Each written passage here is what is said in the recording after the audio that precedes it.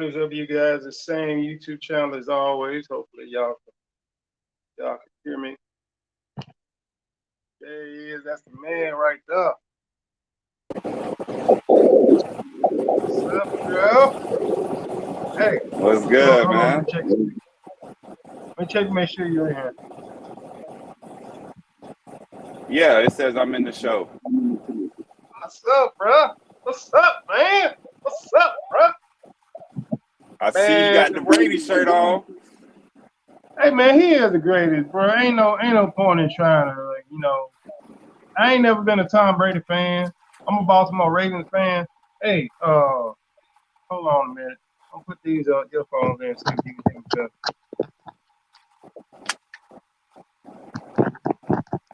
Man, they still ain't get me in the dock door yet, man. It's gonna be a while, bro. Hey, cause that same day that we were there in Georgia, wasn't it almost dark by the time we left? Yeah. Oh. It was almost dark, bro, and you was going up to Memphis, and I don't even remember where I was going. Oh, Yeah. I was taking that load to Colorado, and that's when my injectors went out, and I was stuck for like 7 days because they couldn't figure out what was wrong. Okay. Okay. But man, what has been going on, and to anybody who doesn't know, this is Trucking with Ty. It's been a minute, man, since we got a chance to get together, finally make a video. Finally got some time off. I'm at the house. I wanted to go outside and make the video out there, but it's hot, bro. It's hot outside, man. But yeah, man, I'm gonna say, what's been going on, man? So trucking, man, a lot's been going on. Trucking is still trucking. Things are gonna happen. Recently, I got a truck, had to get rid of the truck, found out it needed a rebuild, so I got rid of a truck. Right now I'm in the process of getting a second truck again, actually going to look at it tomorrow, and I'm actually switching divisions. We're not switching divisions, but diversifying the portfolio within trucking. So right now I do drive-in. I picked up a flatbed trailer about 2 days ago, or maybe it was yesterday. Yesterday I picked up a flatbed trailer, and I already got one of my guys. He actually requested a flatbed because that's what he did in the past. And right now it's just going to look at this second truck tomorrow, making sure everything is right with it, and getting him on the road, man. Just starting that process. Man, so what made you want to go in the direction of flatbed? Was it something that you always wanted to do, or?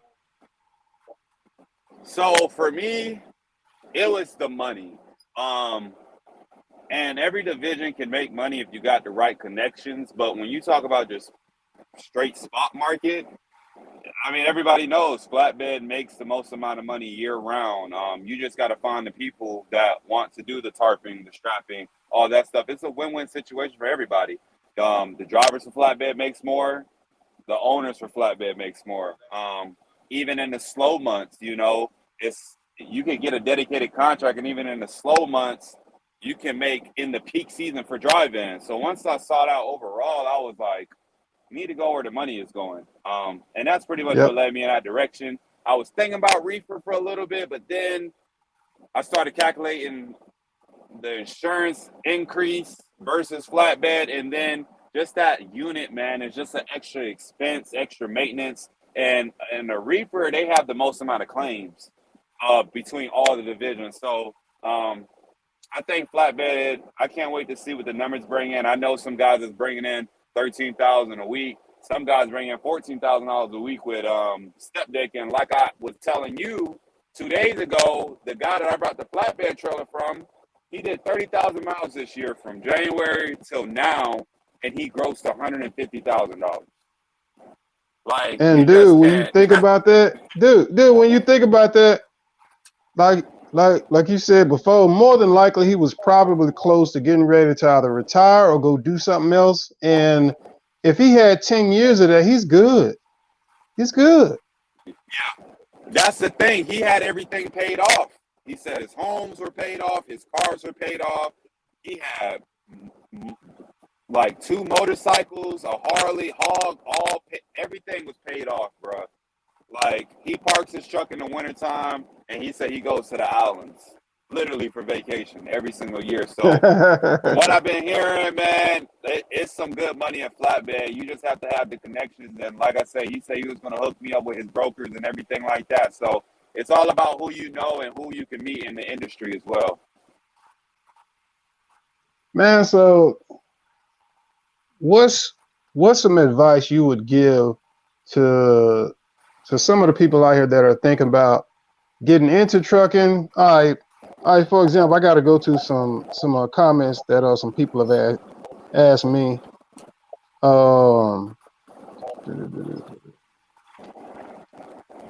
One guy is saying, and this guy, he's talking about the oil. He says, I have no experience, but work construction every day, hard worker with a wife and children. I'm in South Carolina, but I'll be willing to locate. Is there any guide you can give me with getting into the oil field? I do know, it says I don't know anyone in the field, but I watch videos and no response yet. So let me shift for a minute, because that's the first one that I came to, and I thought it was going to be trucking, but it was oil field. So let me go ahead and answer that one. And yeah, I was gonna say oil field is all you, man. Well, I mean, was gonna join you, and then y'all on dip. Yeah. I mean, it's still good. I enjoyed the experience, but I knew when I went out there, while I was out there, I was asking myself, okay, do I want to stay out here for the rest of the year? Do I want to work out here, till late November? Do I want to be out here in West Texas or East Texas or South Texas that period of time? And I was also looking at, do I want to go up to Oklahoma? Because with the oil field, it's not just in one spot. So for anybody who might be watching this, it's South Texas, West Texas, East Texas, Oklahoma, East New Mexico, but that's kind of all considered the same area, but it's a lot more spread out. I was up there by the New York, Pennsylvania line, and I saw sandboxes up there too. I was surprised. I didn't know they had drilling up there. Last night, or maybe the night before that, these guys were on a live and they were talking about trucking, and I got on there and I can't remember what this dude YouTube channel name is, but he's hauling sandbox up in Pennsylvania, and he said they run in Pennsylvania, they run in Ohio, and he said they run some other places and stuff. So that's an option, because hey, if they got sandbox, they got fracking. If they got fracking, they got wireline. If they got wireline, they got flowback. If they got a flowback, they got pump down. If they got pump down, they're gonna have coiled tubing of some kind, and that means they also got workover rig and drilling. All of that stuff goes along with the same industry, with the same amount of jobs and opportunities. And as far as entry level, if you don't have any experience, fracking companies are usually going to be the best direction that I will put anybody to go in, because some of the fracking companies, can you hear me good? Yeah. Okay. Some of the fracking companies, they'll train you, and they have multiple options within fracking. So you'll start out in sand, more than likely. Then you got chemicals. Then you got running the horsepower pump. Then you got running the hydration, being a ground boss or running the ground. And that's just in fracking by itself. Then also working in fracking, you're going to see some stuff that's different, and you're going to catch on to it. You're going to catch on to what wireline does and how wireline is a part of it, what goes on. And you're also going to learn some of the maintenance when it comes to these pumps, when it comes to keeping them running out on location. So that's some of the benefits of the fracking part of the oil field. So, but the biggest thing for anybody that I would tell anybody is to make sure you are putting in the applications. And when it comes to, I'm trying to send somebody a message real quick about this live. So if they have any questions or anything, now's a perfect time for them to ask. Hold on just a second. I have a text, but that's that's one of the To good add, things about huh? I was gonna say to add on what you said, just because oil field, it ain't like what I did. I just jumped out here, and now my pops had experience, 25 years in the game. I was used to being around driving, but when it comes to that oil field, man, you are better off going out there, I believe, as a company driver, unless you got somebody out there that's willing to teach you the ropes. I don't think that's something you could just go out there on your own and just be successful, at it. Cause I say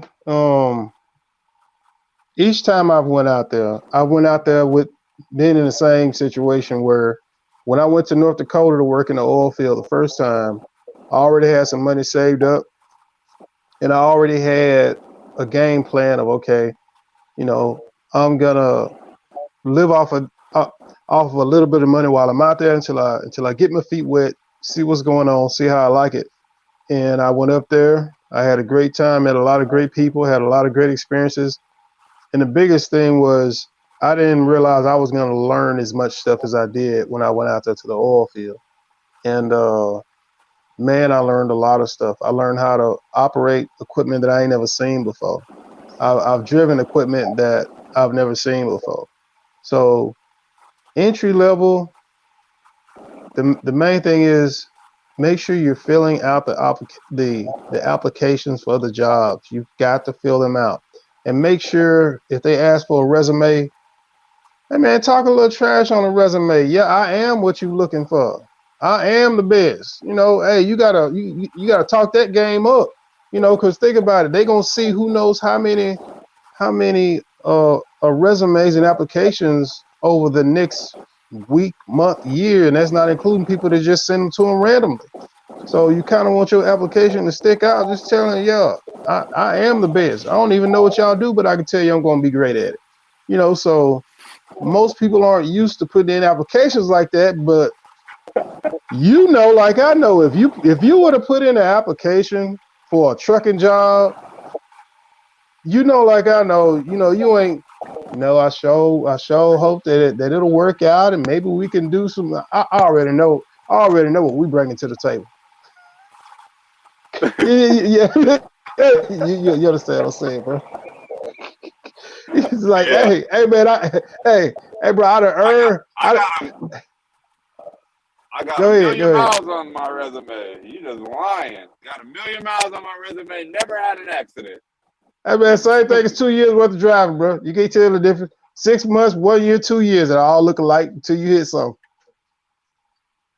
Right. Uh, uh, but let's see. We were talking about trucking. Now I'm trying to get back to the comments for just a second. Cause normally I do like a live towards a weekend or something like that. But Tyler, man, what do you like? What do you like about YouTube so far, or where do you plan on growing your channel? Yeah, man. So for me, YouTube is just the next cable for me, man. Like I get more information, believe it or not, off of YouTube than I do off of the news, off of just you know social media, maybe even social media. Like I'm on YouTube all the time, man. I feel like Yeah, that's just a great platform for people to entertain you, and get informational stuff as well. Like I say, my channel is more towards informational than the entertainment side. But I hope, man, honestly, I don't really care where it grows. I would like a steady growth and following and just be able to reach out to as much people as I can. Like I was telling you earlier, I got a unique story by me, you know, being a student athlete, going to school, getting my degree, working for $1 trillion company. I'm not going to disclose the company, but and then getting my authority at 22 years old with not going company, not going leased on, just 22 years old, went out, got my authority, got me a truck, got me a trailer, and now 8 months later, I'm already about to get my second truck, and I already got my second trailer. So I feel like my story is a little bit more unique.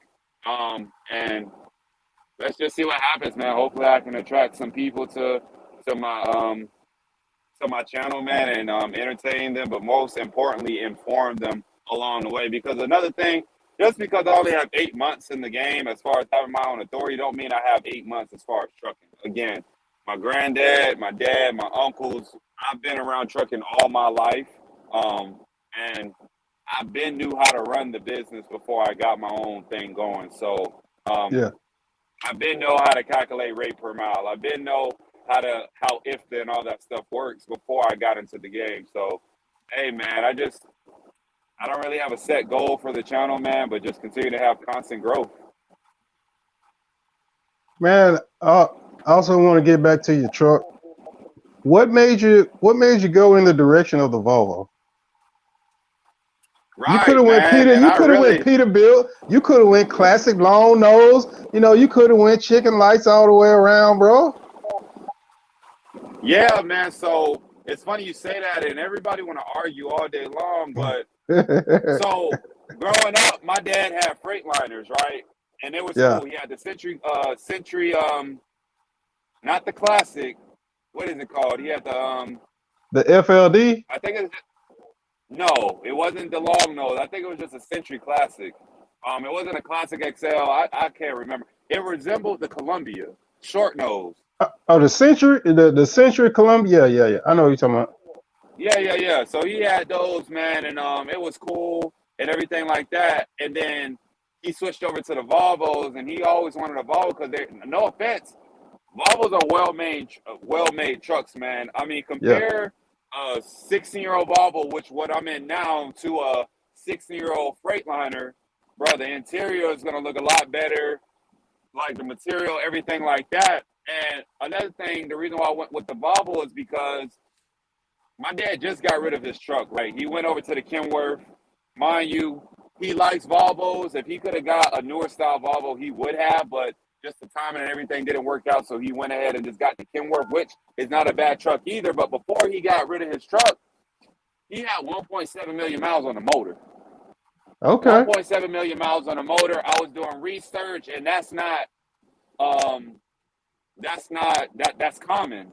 If you take care of your truck, the D12 in particularly, before the emissions, before having the garbage on the truck, those trucks can get up from 1.5 to 2 million miles if you take care of them. So with me being a businessman, I knew I wanted a motor that I know is going to last me long. Now, the only issues that the Volvo has with the motor is just not having an availability of people that can work on them, right? So there's been situations where I am somewhere and I have broken down, and everybody is either a Cummins guy or a Detroit guy. They're like, hey, man, we can't work on your truck, and that leaves you in a bind. But, man, when that truck is running, it's running. And I'd rather me break down once every couple months than break down every other week and having the availability of parts. So that's what kind of led me to the Volvos, man. They're a nice, smooth ride. Like I say, the longevity of the D12 motor, as long as you take care of it. And I'll leave it off on this. Every motor has their issues, guys. Every single last one. The Volvo D12s have injector problems. The Cummins engines, they have the EGR valve problems, and they also have the rear main seal leak. That's a 50-hour job. Like the Detroits, the common rail system, those leak badly all the time. On top of the the Detroits, they leak a lot. I don't know about the Series 60s, but as far as the DD15s and the DD13s, they got a lot of oil leak problems and also a lot of emissions problems. So every motor has their issues. You just got to choose what problems you want to deal with, what problems you don't want to deal with. And that's what it pretty much came down to. Also, something else I'd like to throw out there for anybody else that's out there. One thing I will say is that make sure, if you can, buy your truck from an owner operator or somebody who is getting out of the industry. or they're transitioning. And I'm gonna let Tyler take it over from there because I learned that myself, and I also learned that you know from hearing that from other owner operators and seeing all the tricks and trades, bro, and stuff I done seen people do trying to sell trucks. I done seen some stuff and talk to somebody on the phone about a truck. Then when they go look at the truck, and I'm like, whoa, wait a minute, this ain't what I was looking at in them pictures. Like, how did I miss this and that right there? And now, oh, okay, you know what? No, I don't think so. But go ahead.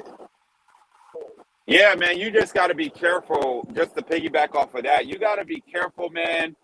With our model, I like to buy from the auction because majority of the time the dealerships either have a connection with a carrier, so they might really be getting their trucks from a carrier, but most of the time, a lot of these dealers are going to the auction just like us. So why pay a premium? It just doesn't make sense to pay a premium. So with that being said, you do got to be careful though. It comes with putting a little extra money aside to get a mechanic to go check out a truck for you. You know what I'm saying? But when it comes to buying something from an owner operator, just like the flatbed trailer situation, this guy was transitioning over to tanker because he was 60 years old. He could no longer do all the tarping and throwing the straps and all that stuff. And he basically gave me the trailer for free. When you look at what a 53-foot flatbed, not a 48, but a 53-foot flatbed trailer would go for, typically $25,000 to in as much as $45,000 used. He gave me that flatbed. I'm gonna put it out there. He gave me the flatbed for 20 grand, and he gave me every single last flatbed equipment he had. His tarps, his straps, his binders, his chains, his edge protectors, his generator that he had on the trailer that he used for electricity. That, by the way, if you got a Mission Trucks, get you a generator. It's a lot cheaper than buying an APU unless you really want an APU. But long story short, this guy gave me everything. 16 straps plus another 10 that he had as spares. Like, he gave me everything. And when it comes to buying from a guy that's getting out of the industry, he's just like, like he doesn't really care to make as much money as he can. Those are the guys you really want to buy from, man. And again, like I say, me and that man, when I went to go look at that trailer before I brought it, I'm thinking it was going to be a quick transition, look over the truck, get the money, sign the title, bro. What should have been a 1-hour transaction turned into I was there for 5 hours just because he was willing to just give me so much knowledge, so much game. He was showing me, even like, because I've never did flatbed before. He was demonstrating just how to strap, how some of the stuff worked, how the generator worked. Again, telling me about brokers. When we went to do the title work, he showed me his receipts of his rate cons and his miles. He really backed up everything he was saying. And those are the kind of guys who don't really care about sharing information and helping you out. And those are the kind of guys you really want to buy equipment from and connect on to because, again, everybody don't know everything. Everybody doesn't have all the knowledge. You're going to depend on people that got more skin in the game. And this guy had his authority since 2008. He's had his authority since 2008 and did flatbed since 2008. He done did everything you can think of. This man also gave me a book of all the rules and regulations it requires in each state to do heavy haul and oversized loads. You're not going to get that from going to a dealership or an auction or somebody that's just trying to get rid of the equipment. You know what I'm saying? Because a guy you're selling a flatbed to that probably got other flatbeds, he's going to see you as competition versus a guy that's just getting out of the game. So it was a cool experience. And think about it, because when I look at it, when I bought my pneumatic trailer, that guy, he was the same way. He had trucks in the oil field, and he had trucks running sand in the oil field. Because the first day that me and that dude met, we went and talked, and we got some lunch from Whataburger, and that dude just told me everything that it went on in Texas, how he went from having about 6 to 7 sand trucks. Then he said the biggest thing was keeping drivers. Then he said after he got enough capital up, he went and bought this this piece of property, and then he started renting out trailers. Then he went from renting out trailers to uh, renting out different kinds of trailers. Then he went to selling mobile homes and just renting out the space where he had the mobile homes sitting at that were for sale. And there's really a lot of opportunity out there. And one of the good things I can say about trucking is that for people that have never seen or thought outside of the box or outside of their local area. I'm I'm from Mississippi, and I noticed that from where I'm from. People are they'll settle where they are. They like Mississippi. It's an easy place to live, and every day can go by. One day after another, and they'll just see what's right in front of them. But like I know, man, there's a lot more out there than just Georgia, than just Mississippi, man. It's a lot out here, Travel, man. travel, man, especially out of the country, it's a lot. And like you say, it's so much opportunities to do with trucking. I think what it is that it's a lot of opportunity in trucking, but it's even harder to get in the right position to win. And what I mean by that is during the pandemic, when me and you was doing $10,000 a week gross and keeping $7,000 to $8,000 of it, you got a truck that's not breaking down for at least 3-4 months, and you just stacking that cash. It's easy for, like you say, put down 50 grand, 60 grand on a piece of property that's gonna make you more residual income in your sleep. Like Yep, buying trailers and renting them out. While you're renting out those trailers, everybody else is paying down those notes for you. You know what I'm yep, saying? And you're making a little bit of extra on the side. It's so yep, much opportunity, man, but it's just so hard to get in the position because I will say it's a heavy capital business. The guys that are winning, man, I'm sorry. The guys that are winning are the guys that don't got, as Chase and Andrew Jackson say, all the shoe sign. They don't got the $200,000 truck. They got a truck that they literally could pay off in a year. And after that, they're just stacking, stacking, stacking, stacking, stacking, and diversifying their money, man, versus blowing it on a big house, on a car. When you get up to make, I would say when you get up to having at least, everybody's numbers are different, but for me, if I can get to a point where I can make $6,000 a month passively, then I can start splurging on some things. yeah.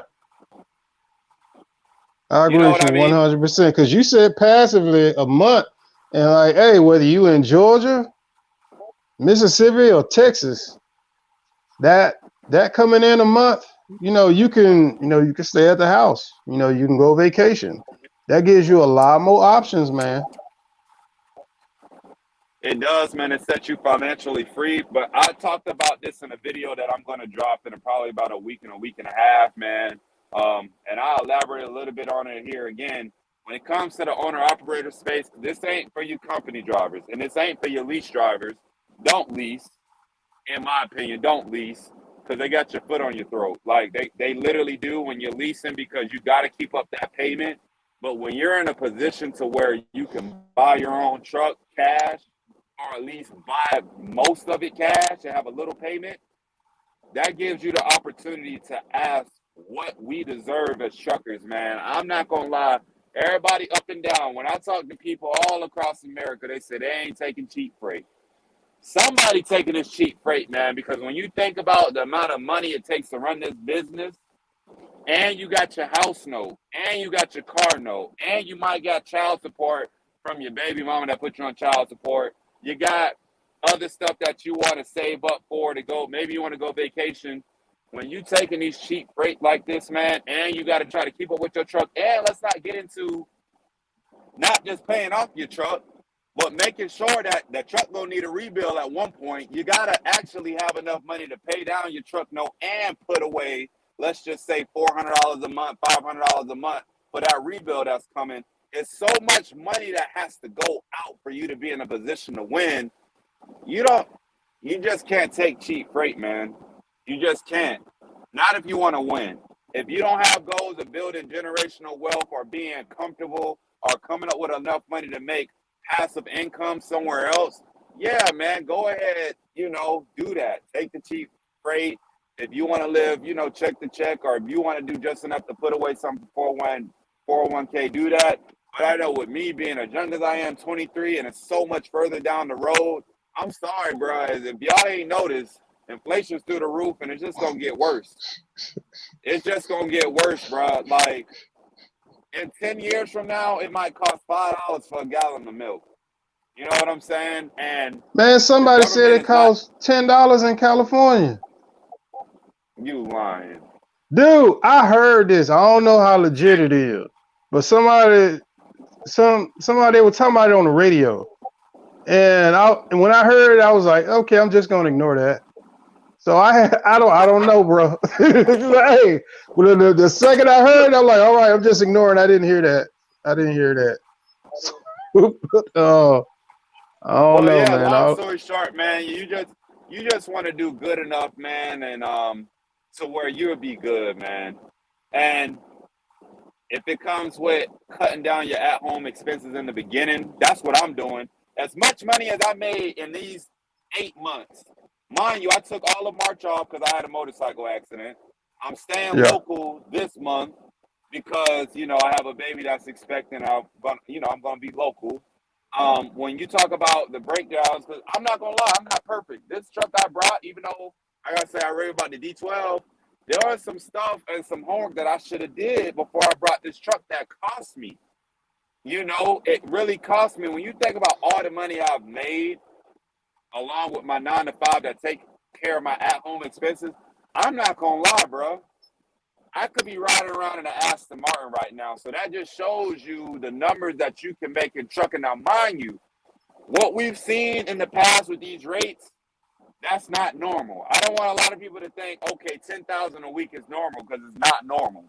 Unless you got a dedicated lane, okay, it's possible, but try to aim for more. So if you drive in, I've been doing around 8 to 8,500 a week, and that's with me yeah, being out 7 days, around 2,500, 25 to 2,800 miles, including deadhead. That's more realistic. When I break down my numbers, I'm gonna put another video out too where I did a week of my numbers. I broke down all my expenses and even my variable expenses. What I put away for insurance, what I put away for maintenance. You'll still be left with $5,000 a week, $6,000 a week, easy. You know what I'm saying? So it's all about just knowing your worth, as Keep Trucking says, or Just Trucking. He's another YouTuber that I watch. yeah, Knowing your worth, man, and just knowing deviating away from those high rates because that wasn't normal, but also knowing what's cheap rates and yeah, not to take. So, yeah. yeah, man. Well, man, dude, I can say there's a lot in there's a lot in trucking, and there's a lot in trucking. Also, the oil field when it comes to opportunities. It's just everybody has to find their own groove. Everybody has to find their Right. own where they fit at. And it's like I was talking to them guys the other day. One guy he said the magic words. He was like, "Man, I'm over here in California, and I'm running north south in California." And he said, "Man, I got peace." And you know what? When you find that balance, man, it's like Right. if you talk to Chandler, man, Chandler tell you that Chandler tell you he ain't chasing the money. He got peace. He likes what he's doing, and he's going from uh, flatbed to hauling logs. And personally, I think from knowing him, I think hauling logs is better because everything in his life was going better. Everything personally, financially. Just it fits him a lot better. Being out there on that road really it ain't for everybody. But then some people they're gonna find that in trucking. That they're gonna find that after a period of time. They like being out on the road. They like you know they like running up the miles. But like you said, if you can make the same amount of money and do that 30, 35, or 40,000 miles, I'll be doing it. yeah, Hey, exactly. I'm I'm so young in my career. It don't matter to me if they got to take me 80,000 miles to make 150, or if it got to take me 30,000 miles to run 150. It don't matter to me. I'm at a point, and you're right. Everybody's different. Everybody got their niche. I'm just in a position to where trucking can literally fuel other investments that I want to have long term. Like I don't want to be the W. I'm not gonna lie. Like I said, I work for a $1 trillion company, and I make 6 figures at my W-2 job, my 9 to 5. But when you really break down everything, you break down taxes, you break down cost of living, you break down all this stuff. Is it really a lot? 6 figures used to be the number back 10 years ago. Now it seems like everybody's making 6 figures now. Yeah. Now you They're got to not shoot being up to specific 150. about the 6 figures. You know, they're like, yeah, 6 figures. Right. Like, wait, which 6 figures you talking about? Right. So everybody's making 6 figures now, and I'm just in a position where I just want more for myself. And not saying that I'm a materialistic person, because obviously if I was, I would go blow it on stuff that's not making me money. But Don't everything do I've it. been doing now, don't do it. This whole growing phase, man, every single dime I've made, and that's how I was able to buy the second trailer and the second truck and do it completely just not owing, you know what I'm saying? Not having a 5-year note, not having a 4-year note. I've just been reinvesting everything back into the business. And sometimes it takes that grind that first year, 2 years in your business. It's going to be tempting. If somebody get in the trucking and see money they ain't never made before, first thing, as humans, we naturally just want to go out and spend it on stuff we've always wanted. But if you think about the bigger picture and know, hey, bro, if I could just hold out a little bit longer, I can get that times 10. That's where you need to be at, bro. That's exactly where you need to be at. So, Shout out to Riley 4M. What's up, man? what's good, man? And I mean, you're right, bro. Because I enjoy trucking, but I've seen enough of interstate. What's that? Oh, that's 81 north and south, ain't it? I've seen enough of that. I've seen enough of that 81 north and south. I've seen enough of that late at night driving from daylight, dark, back to daylight. I've seen enough of that Ohio. I've seen enough of that 70. I've seen enough of that 20 and 10. Yeah, I'm good. I'm good. Just give me something Yeah. short. You know, the And that's the that thing, man. Trucking was, I was gonna say, trucking was never meant to be long term, man. Because you got to think about it. When you're doing that every day for 30 years, it's gonna weigh on you, and you want to have something built up, either a fleet or yep, put your money in something else. yep. Cause One of the two. I want to go back to two things that two owner operators told me. One was a guy, it was somewhere in Mississippi, and I was doing Dollar General at the time, and I was asking him about being an owner operator. And the biggest thing I got from the conversation from him at the time was he said, "It's a living." He said it allowed me to buy this house, my house paid off, my car's paid off, and they said my motorcycle and all that it was paid off. And this guy, he lived like out in the country, you know, Mississippi, because you got Hattiesburg, Meridian, Laurel, Right. Jackson. Then you got other places in Mississippi where it's like it's rural as rural can get.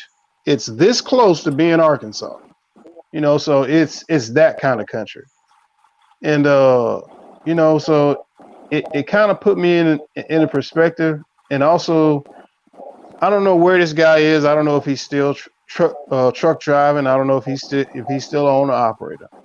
But this guy who told me this, and I tell everybody this that's thinking about getting into trucking or thinking about getting their own truck.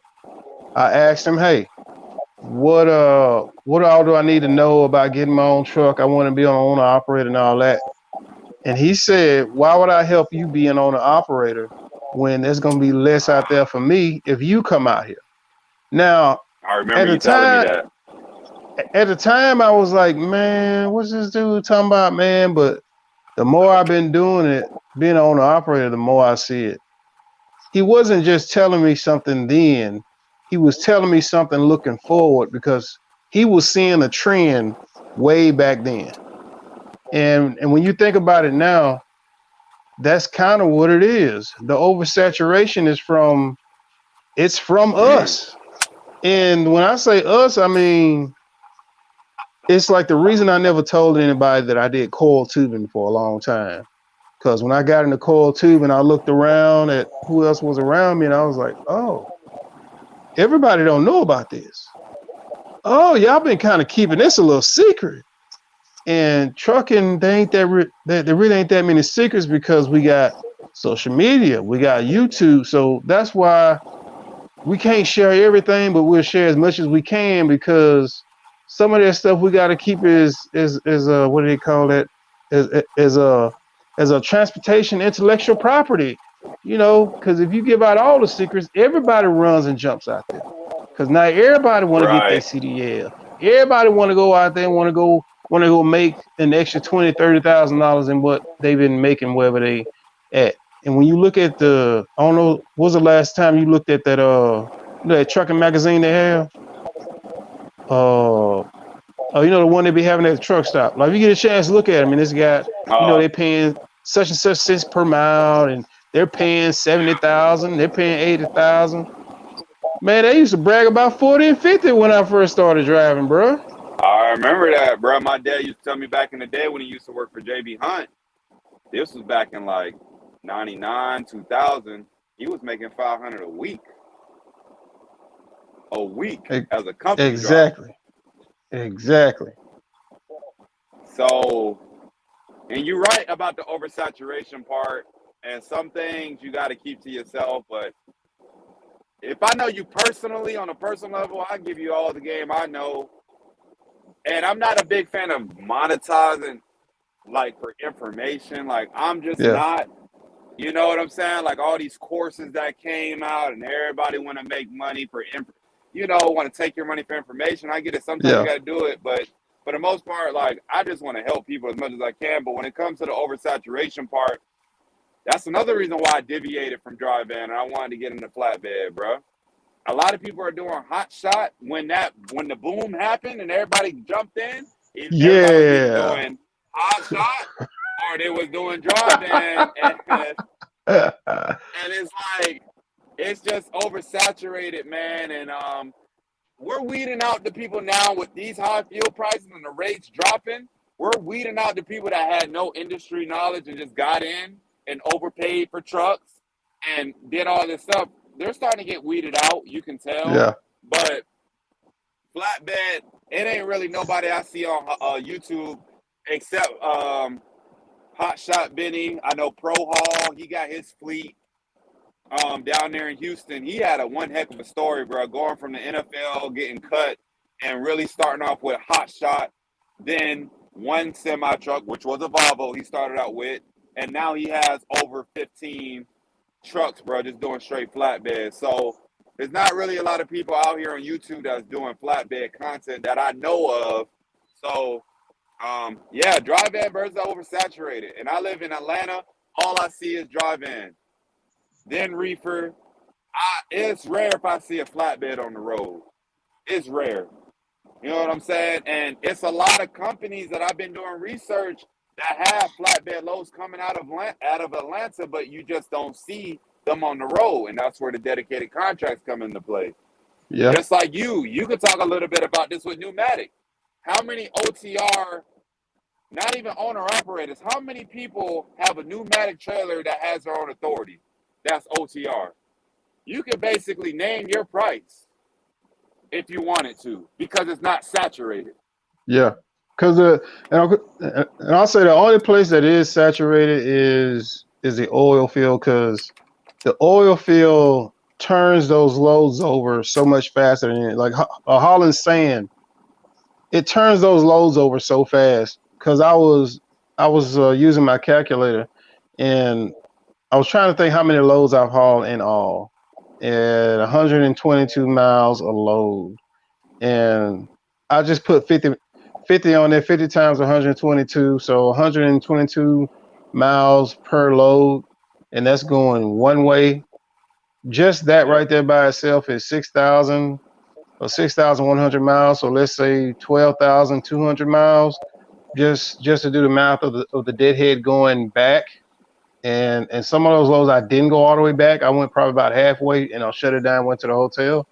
So with that being said, let's say I ran a total of 12,200 miles for 50 loads, and those 50 loads averaged out to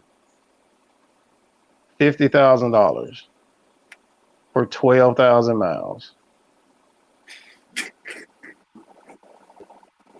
Yeah, I know, bro. Hey, but I just did it at a glance. I did because you said something earlier and it made me think about it. And I was like, let me go because I haven't added up the total the total loads, but I know the farthest load I hauled was like 122 miles, and I was like, okay, some of the loads were shorter, some of them were 90, some of them were 45 to 60, but the 122 was the farthest. So, and to be honest, I wasn't even running hard, bro. Because by the time I got into my rhythm out there doing pneumatic, man, I was burnt out, and I He was should have been doing left, one went to load the a house. day. One load a One day. load a day. That Because it's my fault, and I knew it when I went out there. I should have, because I came home in May, because I was passing through here, came home, paid bills, went to come drop my dry van to go get the pneumatic, to go buy it and go get the pneumatic, and then I went straight from there straight to the oil field. I had been on the road before I went home February, March, April, so that's about two months, 2 solid months I was out there on the road, probably 2.5. I should have went home, took 45 days, took a good month off, and just completely got trucking out of my system and just spent time at home. That's what I should have done before going out there. But I'd already committed. I had already gotten a bond with my insurance agent, so I'd already started the process. There wasn't no going back after that, and I wanted to make the money back.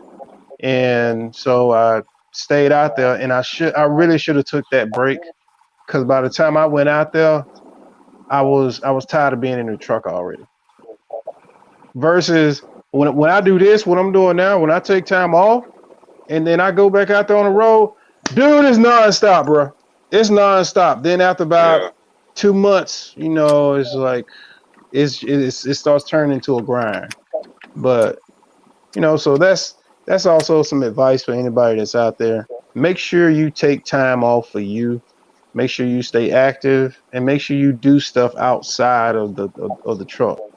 And you go out and engage with people outside of the trucking industry and outside of the truck, and stay out of them Yeah. truck stops. Stay out of them truck stops. Ain't nothing in there but overpriced stuff and bad food. That's true, bro. I don't even the way I run. I don't even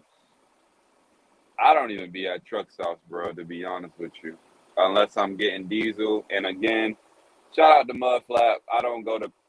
Oh yeah, mud flap. Yeah, Yeah, I'll yeah, sponsor y'all all day long.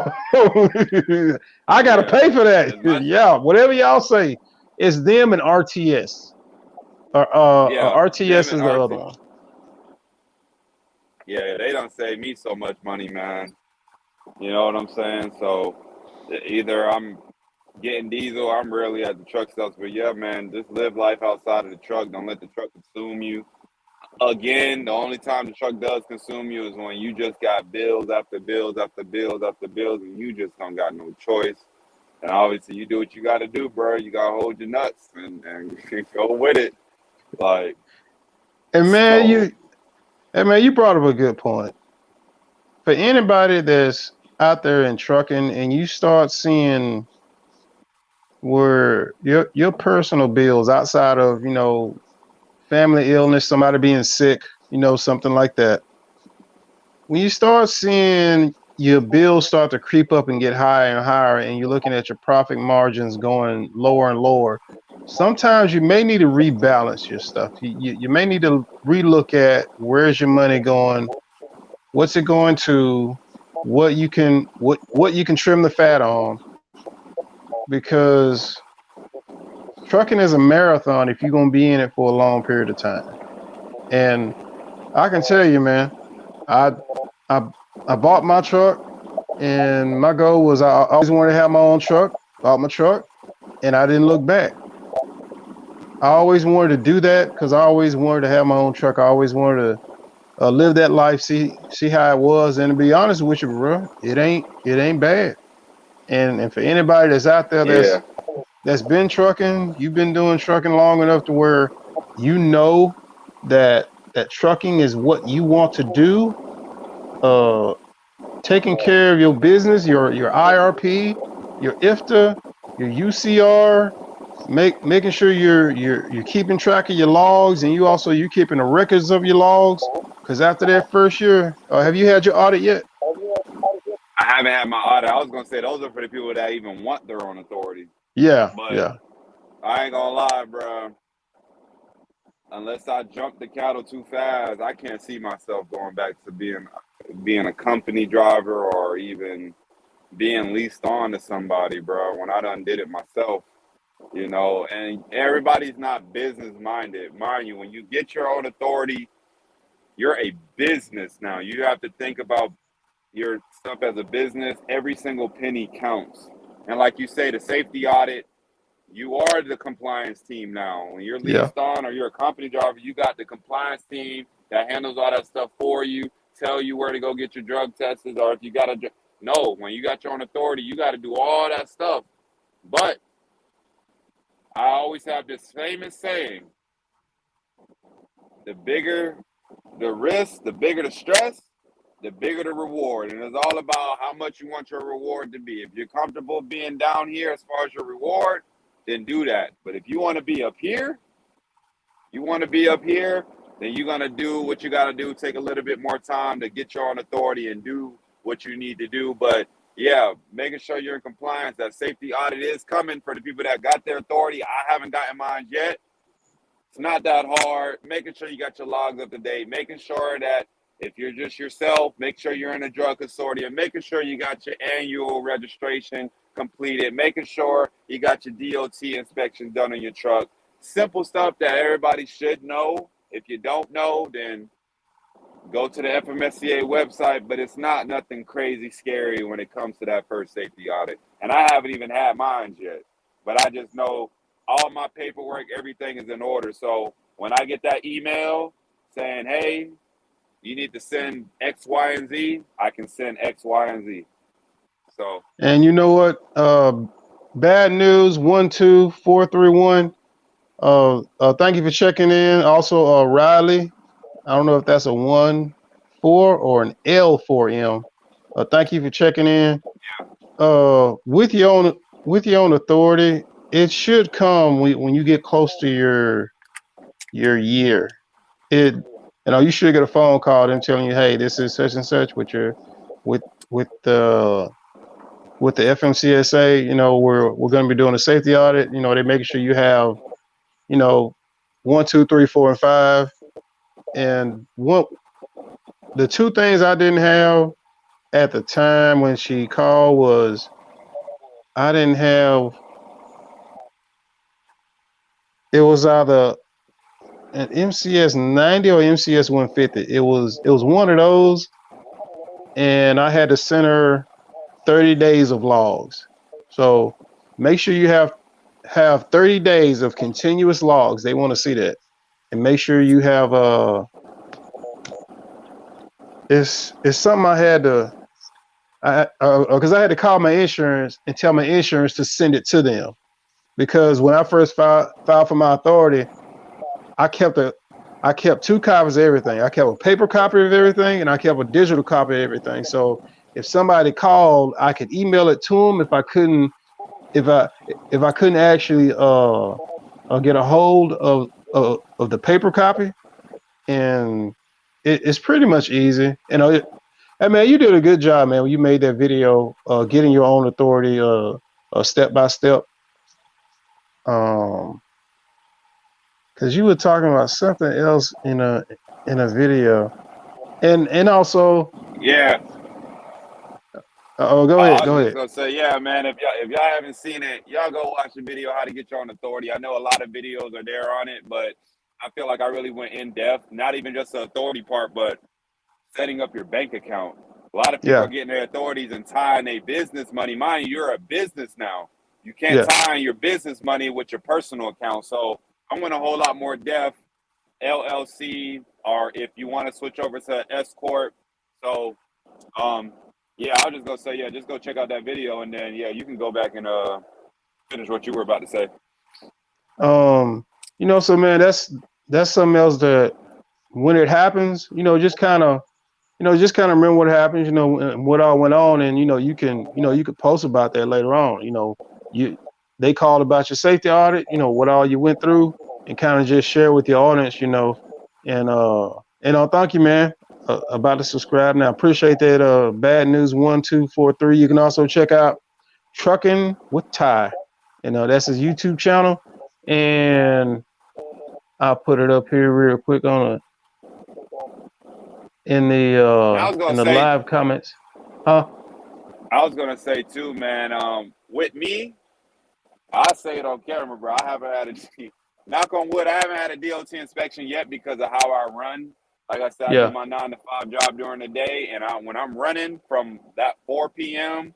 through midnight, most of the They scales are closed. closed. But yeah, they're Yeah, closed. they So I had closed. an I'm issue. like, let them stay closed. Y'all don't need to know what we doing. Hey, we getting that freight out there. We're helping America. We're making America great. Yeah, man. I was gonna say though, but that could be a negative thing too because I had a situation where I wanted to take a good load, man. Oh my goodness, I still remember it till this day. It was from Dalton, Georgia to Detroit, Michigan. I forgot how many miles, but when I broke it down, it was paying $4 a mile before negotiating. $4 a Yeah. mile, and I called them. It was through night. I called, tried to set up the carrier packet. The lady said, all right, we're going to shoot this over to the compliance team. After hours compliance team, they're going to go ahead and get you through the system, right? She called me back 15 minutes later saying, hey, sir, we can't let you get the load for whatever reason. We see an infraction on your authority. And I was like, what? Infraction? Mind you, I know I've never gotten an inspection. I've never Yeah. gotten pulled in. What happened was when I called back on Monday to speak to the compliance team, they said she just said it wrong. You never had an infraction on your authority, but you've never had an inspection done. So your score, you know the score that I'm talking about? When you get You're inspections, you'll have an score. yeah, I know what you're talking about. Hey, when you go on the website, the FMCSA website, when you go on your personal portal, go down to the bottom. It's on there, and you'll see it. Yeah, it's called a CSA score. So the Yeah. kind of not getting inspections of. So when you're trying to sign up for a new carrier, if they see, you don't have a negative rating, but you don't have a good rating, they're going to be like, okay, we don't really know if we want him to haul. And if you're just like everybody else, guys, my insurance is through the roof. I mean, I'm doing good, better than most. I've heard guys say their quotes are 25,000, 30,000, 40,000. But before you do your renewal, and this might seem crazy, and I know there's always something they can find on a truck, but I have guys that literally before their insurance renews, they literally pull up into the weigh station and they ask for a level 3 inspection to get done on their truck. Whereas some guys are cool with it because what it shows with the insurance company, if you have a good inspection, that can help with your insurance renewal, bro, coming up. But it might sound crazy, and you might want to take a gamble, you might not. But if you want to have your truck looked over and make sure everything is good, roll up in that weigh station, ask for a level 3, not a level 1, but just a simple level 3 will look good on your insurance when it's time to renew. So And trucking with Tay. That's trucking with Ty. My bad. Trucking with Ty. Like, hey man, look good, dude. Because the first time I saw it, that's the first thing that came to my head, man. I was like, wait a minute, let me go back and look at it. Ty, Trucking with Ty, and oh, that's a YouTube channel, man. You guys go out there and check it out. Cause I don't know if it'll let me lead. Hold on, man. Cause I'm gonna see if I can leave a link for it on my on here. Yeah, trucking with Ty, TY at the end.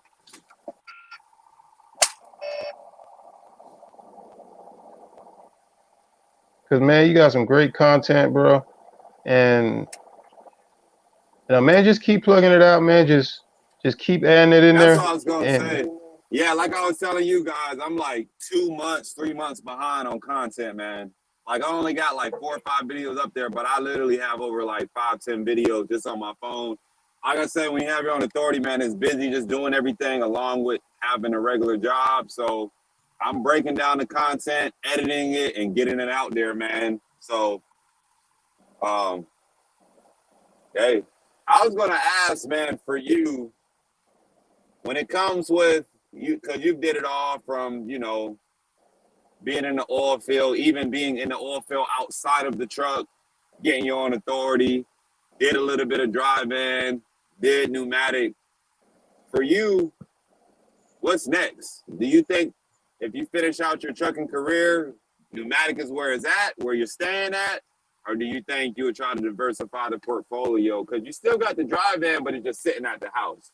You know what I mean? yeah, this what I'm looking at out my out my back out my back door window right now. That's kind of the next.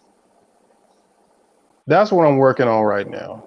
I'm working on that because I need space. You need space to grow, and that's whether you're renting some space to grow, but I'm also seeing from businesses in the area that okay, you get that business in the city limits, them taxes going up. And okay, them taxes start going up, they don't really stop. And I've looked at some of the business taxes in this area, and I'm like, golly. And that's actually what drove me away from some other properties that I was looking at. I looked at their business taxes, and I'm like, okay, so business is gonna have to at least make that plus utilities every year, no matter what, because you ain't getting out of paying that one. And if if uh if this works out, I'll have a place to pretty much put in roots to start growth. Not only that, I wouldn't have to change anything business related, but I'll have the space to do it. You know, like let's say you buy a house and your house has 5 acres of land, or let's just say 2 acres of land. You've got some extra acreage outside of where your house is to do just like this guy who the video I posted today. I went and looked at the truck, but he's got space to grow. And he told me, he started out with one truck and he kept going and he kept growing. And now he's got 8 trucks. I'm like, okay, Oh, wow. so as long as you can have the space where, you can get your shop, whether it's a barn, whether it's a metal building, and you can keep your equipment in your space, in your property, you're not paying anybody else any money. And if your equipment has to sit there for a long period of time, that's fine. You're not paying anybody any money, and there's no money going out for that. And I would be able to look out my backyard and see my stuff, because that's one of the biggest things when I was out there in Texas. When I stayed at a hotel, I had to be able to see my truck. The one time I got a hotel room because they didn't have the normal room I was staying in, somebody hit my truck and bent up my counter guard on my truck. And that was kind of the Oh, last wow. straw. Like, I'm done. I'm going to the house because I should have came home like in June, but I was like, stay out here a little bit longer, stay out here a little bit longer. But July was just, it was horrible. It wasn't that I wasn't making money. It was just that I was grinding myself to stay out there, and I knew I needed to come back over here and see grass and trees and nature. It's like it is like a desert, bro. It is, bro. I'm just being real with you. If you ain't never been out to West Texas, it's like a desert. If And it, somebody said, go ahead. now I was gonna say it's crazy too because before I brought my second truck, before this one I'm about to buy tomorrow or possibly buy tomorrow, but I got a good feeling I'm gonna buy because he gave me all the service records. I was gonna put that 2016 Volvo that I had out there in the oil field to do sandbox. You know what I'm saying? And You know either something, I bro? was gonna go out there, I don't see Volvos out there, bro. yeah, you know, I just thought about that, bro. I don't see Volvos either out there. either I Uh, was gonna go out there either I was gonna go out there and leave the drive-in back home and let the guy, let a driver take the drive-in, or vice versa. But like you say, man, I'm still curious. I want to take me a little trip out to Odessa, bro. Midland, Man, see because what it's all when about. it, hey, I mean, he says Detmar has a Volvo trucks because I'm trying to think. Most of the trucks I saw, which I I feel you like if they're a Volvo, they're doing tanker, bro, because Volvo ain't really a truck to get beat up like that. You know what I mean? yeah, yeah, like a highway truck, a Volvo is perfect. Because I tell you, the way they set up the inside of that Volvo, ooh, they did some engineering about that, bro. Because I'm telling you, everything you could think of, all you gotta do is reach out, and you ain't gotta reach out for it. It's right there. Like the way that console is in the middle, like the way it Yeah. turns, it is made perfect for driving, bro. It really is. Cause What is there a lot? Is there a yeah, lot for owner operators in the oil industry? it it is, and out there in West Texas, it's mostly about leasing on. Most people are leasing on, Yeah. and that leasing on is kind of a security blanket. Outside of your truck having to have um the blower, your truck's still gonna have the blower on it, but you'll lease on with a company and pull their trailers and go make money. So you could just have the blower investment on your truck and go out there and go haul sand. So that's one of the things about leasing on. And when it comes to leasing on in the oil field, you want to find somebody that has like a A iron 90-10 will. split. Yeah, like that's really what you want. You want that 90-10 split. But you ain't really getting that 90-10 split like that. It's like a 85-15, Yeah, it's really 83, like an such and such 88. a Yeah. yeah. Cause yeah, hey man, that more drivers beat them trucks up. Hey, you ain't lying, cause hey, I'd have seen some people fly over cattle guard, and I got a video of me talking about this specific cattle guard. I can't remember the name of this road it's on. You have to slow down to a stop and go over it. If you don't, you just tear something up. There ain't no there Yeah. ain't no if, there ain't no maybe. You just tear something up. But it's some bad roads out there, and I talked to a guy who was hauling flatbed, and he was talking about North Dakota. He said one thing about North Dakota, they take care of their roads. Cause the roads I saw in Texas, I ain't never see that in North Dakota. I ain't never see that. In North Dakota was dirt roads. They just when it rains, they'll get out, they'll plow it back smooth. Then once it dries, they'll come back, plow back over, and it's all smooth again.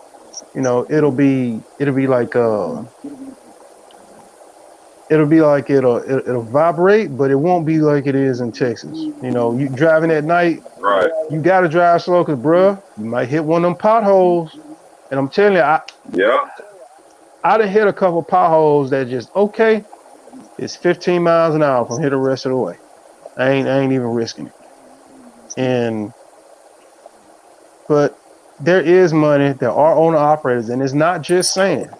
You got let's see, what is it? Water tankers. Yeah, you got guys hauling water. You got guys hauling flatbed. So you've got a lot of options in the oil and gas industry. It's just a matter of you're gonna have to make the commitment. It's the same thing with people who are looking to get on and work in the oil field. You got to put that application in, man. And Yeah. as far as giving anybody any advice on what to do before you take your family out there, I would say go out there and see if it's something that, yeah, because some people are like, hey man, one dude I was talking to was like, yeah man, I'm considering moving family up to North Dakota. I was like, whoa, wait a minute. You Oh, know, North Dakota is awesome in my opinion, but I learned the rhythm of it. Yeah, some people, especially if you used to city life, you gonna have a hard time with that quiet, bro. right. Like me. Cause like I told him, your Walmart is 2 to 3 hours in any direction you go in. That's your nearest civilization. So trucking with Exactly, Tate, man. what else you got, man? You keep saying tape, man. It's struggling with time. Trucking with Ty, doggone it. Honestly, man, that's pretty much about it, man. We talked about a little bit, caught back up. Um, like I say, man, the biggest thing you guys want to get out here, get your authority, do it the right way. If you got to have the shoe shine, just know what you're signing up for. Shoe shine meaning $200,000 truck, $150,000 truck, $100,000 truck. Just know what you're getting into, but you have goals to grow. Hey, man, I'm happy my motor needed a rebuild in that 2016 Volvo. I'm happy it did that because I was able, instead of just buying one extra truck and no trailer, the money I got back from that auction, I was able to get another truck, what I'm about to look at tomorrow, I'm pretty sure I'm going to buy, and a whole flatbed for that same price. Or, let me tell you this, the amount of money that I got, if I wanted to go drive in and forget flatbed, because flatbed is obviously a little bit more, I could have gotten my Volvo, rebuilt it. When I mean rebuild it, I could have rebuilt everything, alternator, water pump, fuel pump, everything around it, batteries, tires, and still got me a drive-in for the amount of money I got back from that 2016 Volvo that I sold, bro, in the auction. Like, just study up on your motors, study if you want to deal with emissions. If you want to deal with emissions, do it right. Maintenance the emission system. Don't be half-assing it out here, man, because you will derate. And when you derate, people like me and JP going right past you while you over there trying to do a regen on the side of the road. You know what And I mean? and also, I want to say something else. We know what's going on in that fuel aisle. We know you taking your 15-minute break. We know you doing that. That's what you doing. Some of y'all are regenerating in the fuel. You know what I'm talking about. Hey, man, you go to the truck stop, come back out. Oh, he's still there. Hey, bro, we all guilty of doing it. If it's late at night and there's no trucks, like it's not full, I take my 30 in the fuel aisle. Yeah. You can't do that during the day now. You ain't going to get away with that during the day, but I do it, but I'm just not regenerating, man. And eventually, we all, if we stay in the game long enough, we all will have to go over to the emission trucks. It's just inevitable. After a while, they're going to stop making parts for all the pre-emission trucks, which they probably already have. So parts are going to be unavailable. And once parts become unavailable, like for example, where can you realistically find parts for cab overs now? Realistic, think about that. You really can't. So everything will eventually get phased out, but it's about taking the opportunity now to capitalize while you can, because 20 years from now, everybody's going to have an emissions truck. I'm sorry, unless you delete it, and that's a whole nother story, man. Deleting it, finding somebody that actually know what they're doing. You know what I'm saying? Because I've had guys delete their trucks and they say 50,000 miles later they need a whole rebuild because the guys didn't delete them right. If other people haven't been taking their equipment to that same person to get it deleted, don't take it to them. Don't do it. And Don't when do I it. say that, I mean when you go there, you see somebody else there getting their stuff worked on, and ask them like, hey, did you delete yours? Did you do it yourself? Who you took who you took it to? You know, find out, because I was looking at this place around the corner from my house, and somebody else who was, I think, around Jackson or something. And the guy from around my house gave me his quote. The guy from Jackson gave me his quote. I'm going to this guy over here around my house, and I'd ask some other drivers to take their stuff to him. And one guy told me, he said, and a matter of fact, he was running over there in Texas, and he said, man, I'll let my truck back to the house over here before I let them work on it out there in Texas. And I ended up doing the same thing. I had some issues going on with my truck, and I looked at their rates, at what they were charging an hour. Me and you talked about it, and I said, you know what? If it make it back to the house, if not, I'll get it towed the rest of the way. Right, man. Everything that went up. I know all the major dealerships, man, they charging $200 an hour, bro. Back in the day, it used to be like 150, 175, and then your backyard mechanics was charging like 100 to 135 at the most. Yeah, Now everything done went up. So, I mean, mind you, we're not telling you to delete your trucks. We don't need the yeah, EPA coming on here and saying that, But if you decide to neuter your truck, make sure you're doing your homework. Make sure you do your homework, man. And eventually, manufacturers are going to make it hard to even do it. You know what I'm saying? As it goes on, they're making it harder and harder now for, these 2022s and up. They're making it harder to delete it. And if you do it wrong, man, you mess up destroying your whole truck all for deletion. So my thing is, eventually, don't go around it.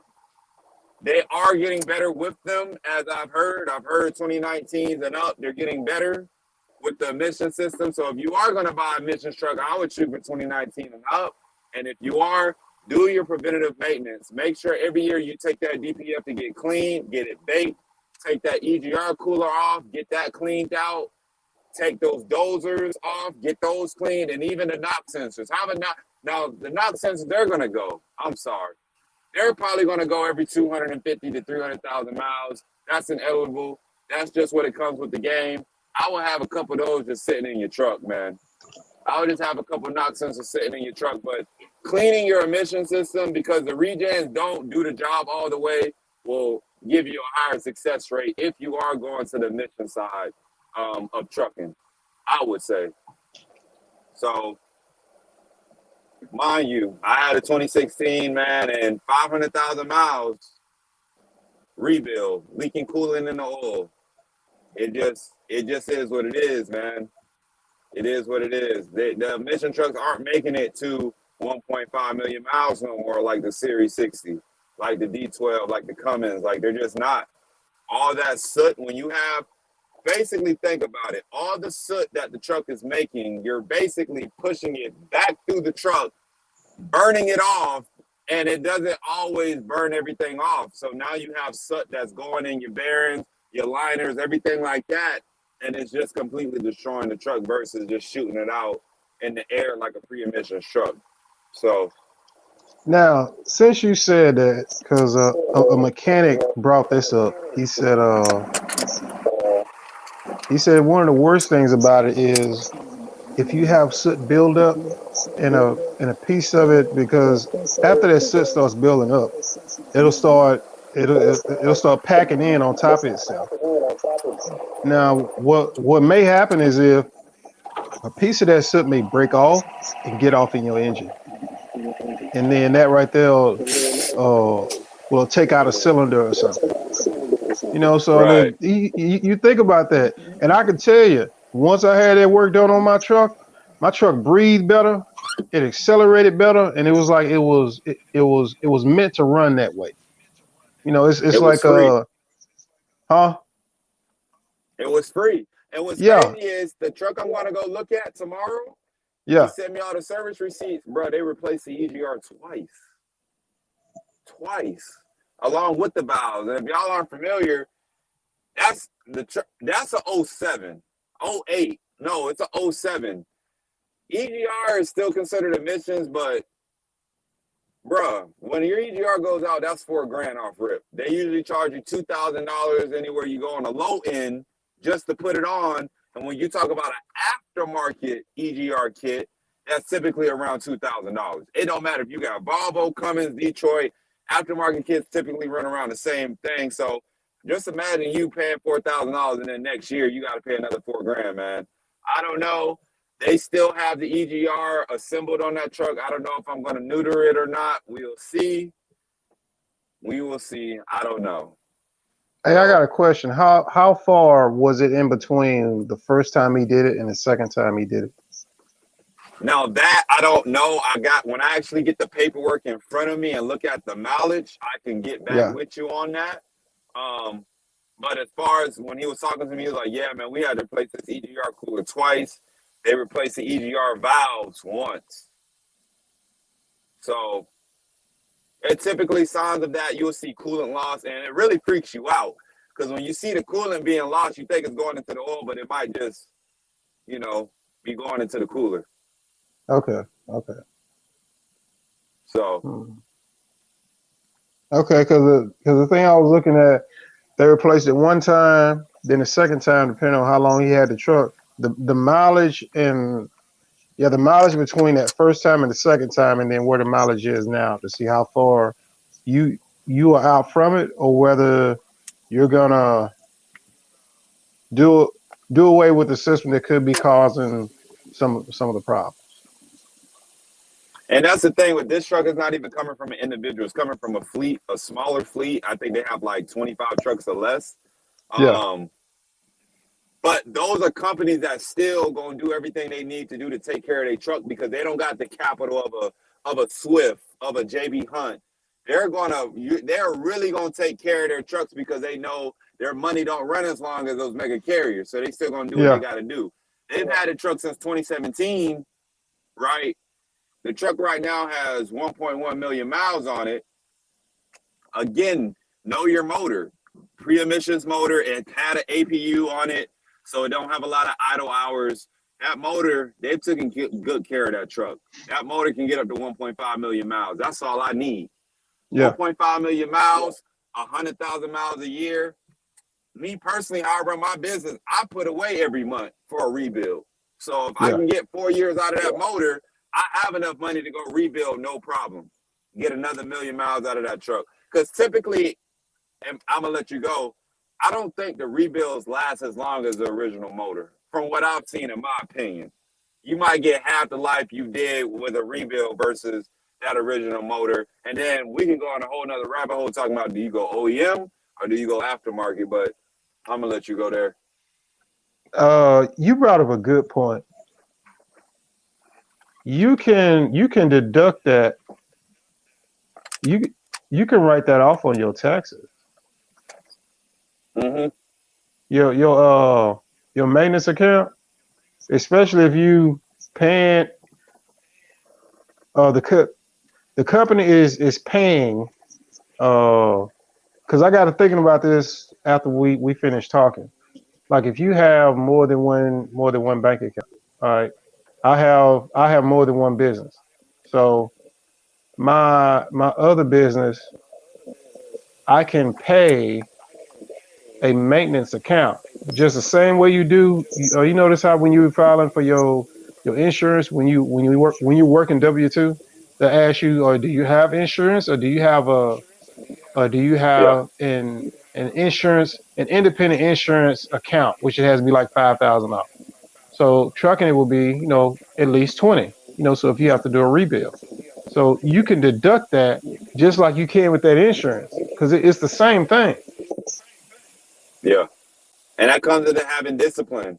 When you get the extra money, don't go blow it, bro. It's so much deductions come out of trucking. You're going to need that rebuild. In the comment on Sam I Am, man, I know you said Wait a your minute. next truck is going to be new. Yeah. Yeah, he said his next truck is going to be new. I'm not against the new trucks. I would say the more money you have down, the better. Just because it's a new truck, don't mean that stuff not going to happen. Now, with me saying that, over a 2 to 3 year period, having a newer truck, you're less likely to have spent money in that truck versus an older truck. But typically, once you start seeing the same mileage, 500,000 miles, things start going out. Turbo, alternator, freak, depending on the motor. Again, if you got Volvo, still the D13s, whether you got a 2022 or a 2009 D13, or if you got a D12, them injectors, for whatever reason, they won't just fix that problem. And I think it's all just a scheme, but like, it don't matter what you have, bro. You need to have a maintenance account. Whether you got a brand new truck and you the one that put the very first mile on it, or you got an older truck and you know you're gonna keep it for a while and you're gonna rebuild it, still have that maintenance account, man. Still have that maintenance account, because that rainy day gonna come. Yep. And Sam I am, he just said it when he said there are two things that he said. The original motor probably has better build quality from the factory. Well, it's new. It's first. The rebuild is your remanufacture. Well, it's not like a remanufactured, but it's it's reset pretty much, because it everything that needs to be new is redone, from the liners to the head. All of that is getting reworked, and Yeah. then it's being reset to be a like new, or as close to as new as they can get it, with the core that you already got. Just like getting your you know just like getting your own motor redone in your personal vehicle. And the health savings account, that's pretty much what you were talking about when you were talking about but that's pretty much what I was talking about. Just like you can have a health savings account for your physical health, you can have a health savings a trucking savings account for your trucking company. And what I'm trying to think what else is in your comment. Uh, Sam I am says, the way I see it is you're gonna spend money on payments for a new truck or regular repairs on an old truck. And Sam I am, bro. And that's where that rebuild come into play at, bro. I ain't gonna lie. Yeah, He's right. There's no right or wrong answer, bro. You either gonna pay it on the front end or you gonna pay it on the back end. and Now, yep, you can go buy you a $10,000 truck and rebuild that whole truck for about 30 grand. I've did the yeah, math, at least for the Volvos. If I go aftermarket, I can rebuild that motor, rebuild all the accessories around that motor. And like I say, as little stuff as even batteries and even tires. Literally, basically just rebuild that whole entire truck for about 40 to 50 grand. You know what I'm saying? Or, yeah. like you say, make those payments up front, have a brand new truck. You're the captain of that ship. You take really good care of that truck. That emission motor can still get you to 1.2. I've seen emission motors at 1.2, 1.3. Those guys really took care of their trucks, though. And that's what it all comes and boils down to. Taking care of your stuff, man.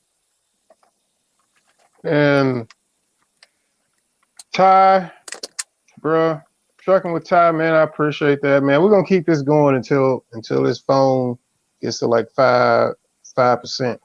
And I know you got stuff to go do. Hey, man, you still in the dough, bro? Have you gotten in the dough yet?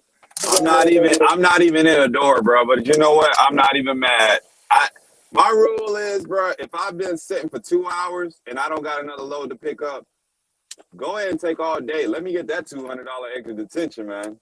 Let Yeah, me just go ahead, because that's what's crazy.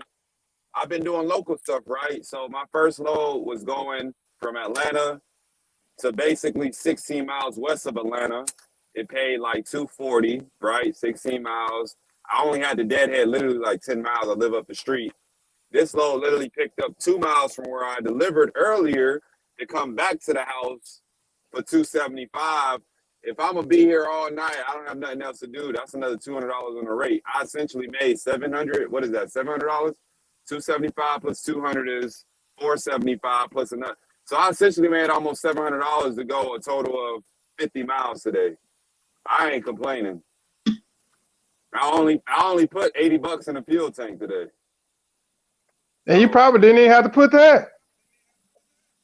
I probably didn't have to put that. So, like I say, even that, guys, bro, even when it comes to local, knowing your niche, it's money to be made locally now.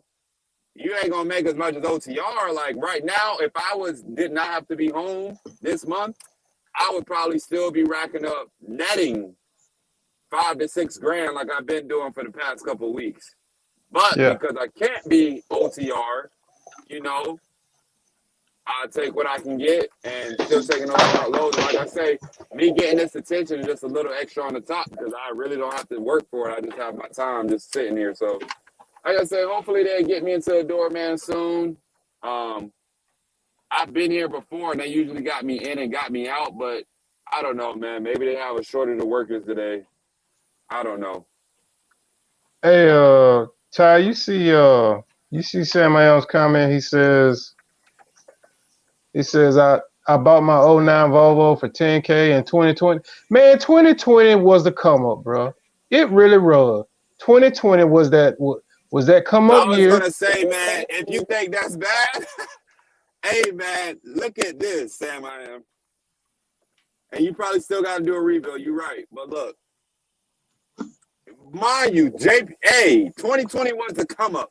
If you didn't make, if you didn't make at least $300,000 in 2020 and 2021, there's something wrong, bro. Now, mind you, if you wasn't in the full position to do that, then I understand. But mind you, I started my trucking, my authority, bro. I started in January. Between January and now, in this very truck, I put in 35,000. I'm up there. I'm around 35 to 40 grand in this truck, and that just shows how high the rates were. For me to Yeah. have this truck paid off, my drive van paid off, put 40 grand into this truck and buy another truck and a flatbed, bro, those rates was ridiculous, bro. That was the time to take advantage of those rates and really come up on something. It really Not only was. that, 2020. All right, what? Let me back up. 2019 going into 2020. If you wanted to buy a truck, that was the time to do it.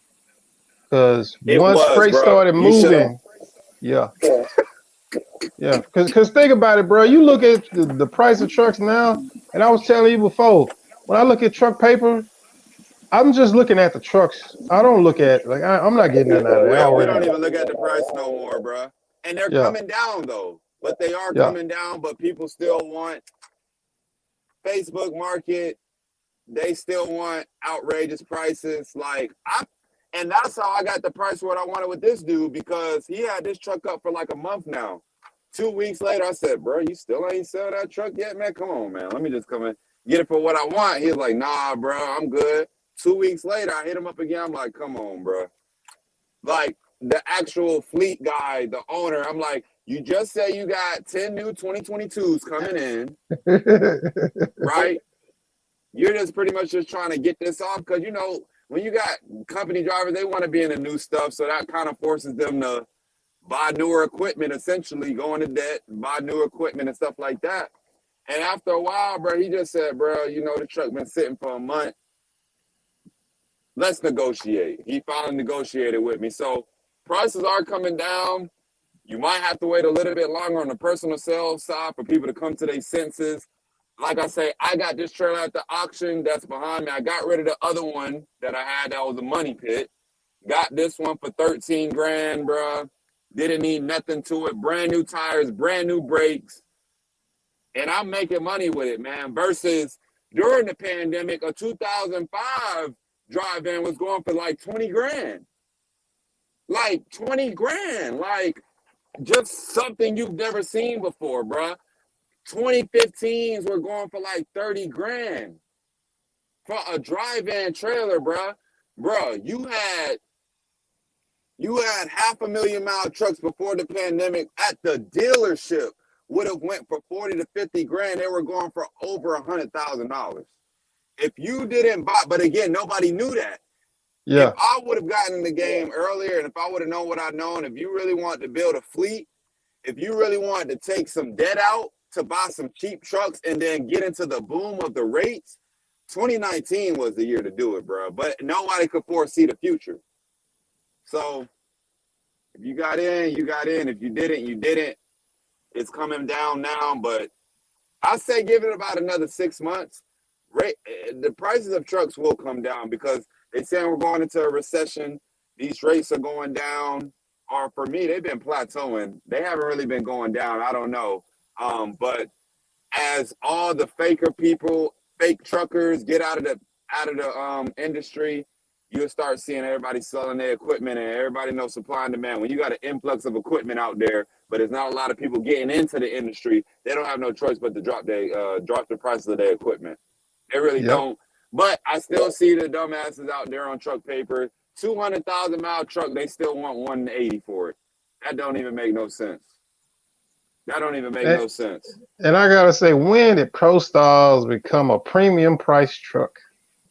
When did the ProStar become a premium price truck? I'm still trying to figure that one out, bro. Couldn't give them trucks away. Bro, you had Max Forces during the pandemic that were going they selling Max Forces like that.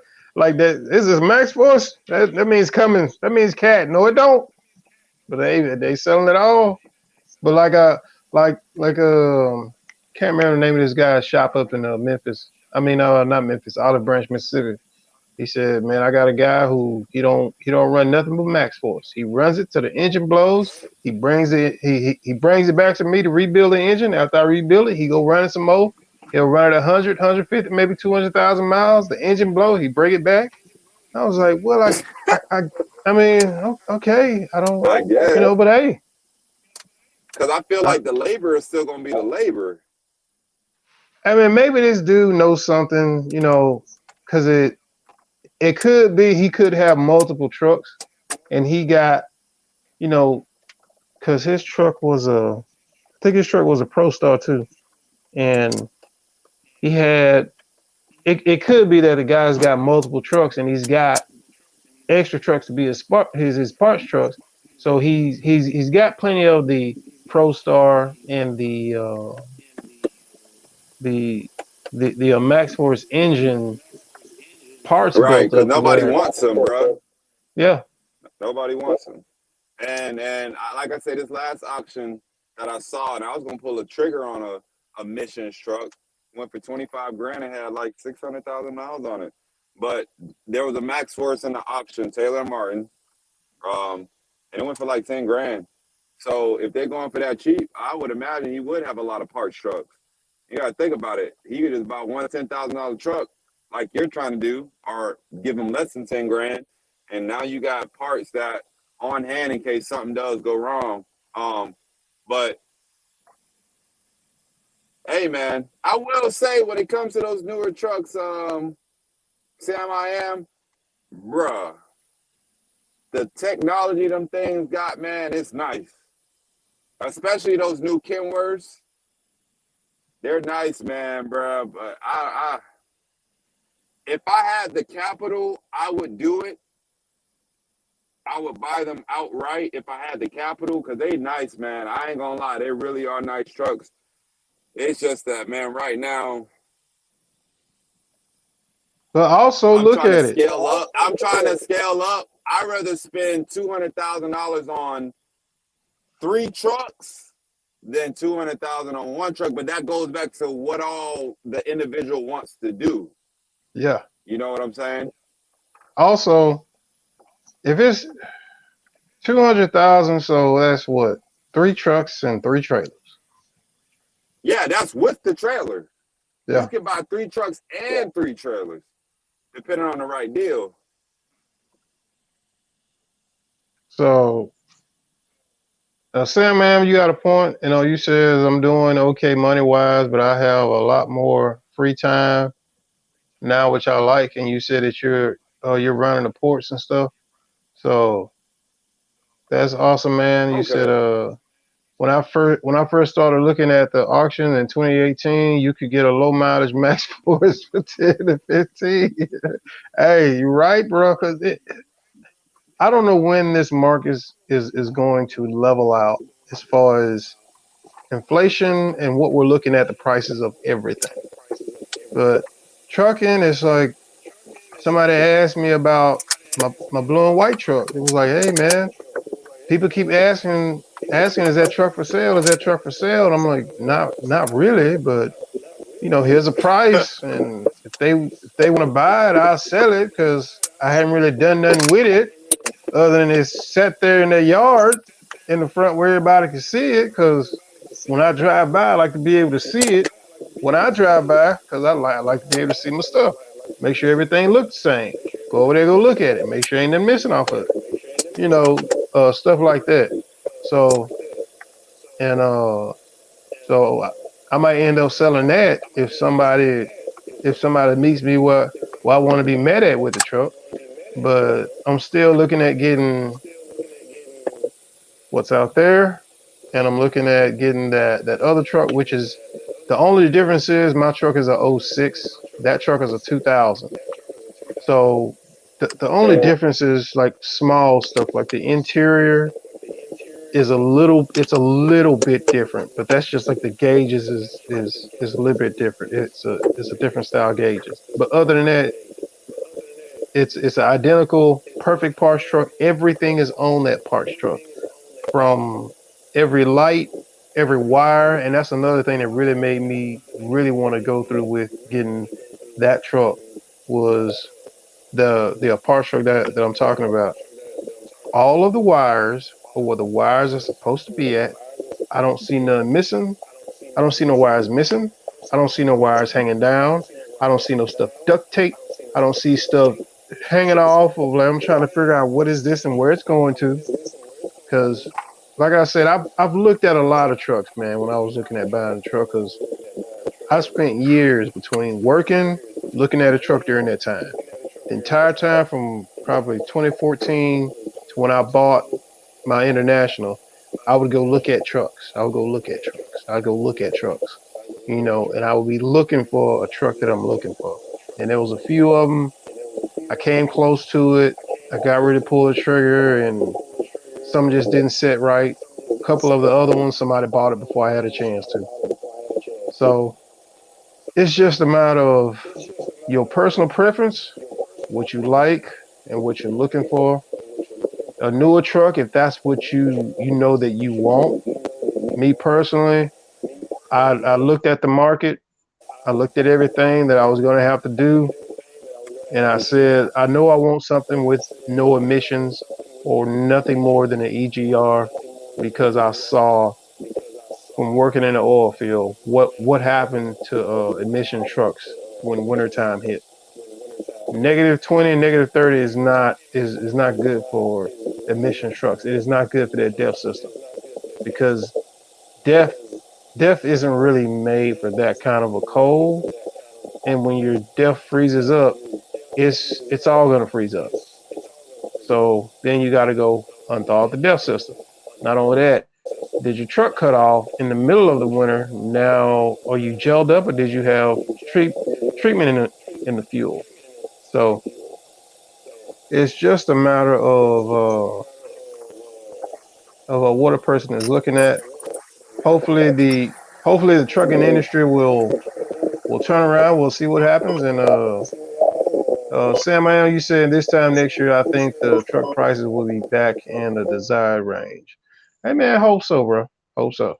And Tyler, also, man, you may just want to look at a side hustle is acquiring trucks and selling them. Right. That's all the dealerships are doing. Yeah, I mean, hey, especially you come across a deal, you're like, okay, you're looking at this, clean the truck up, get all the information you can get on the truck, and drive it, go take it for a few loads, see, okay, man, this truck's pretty solid, turn around and sell it.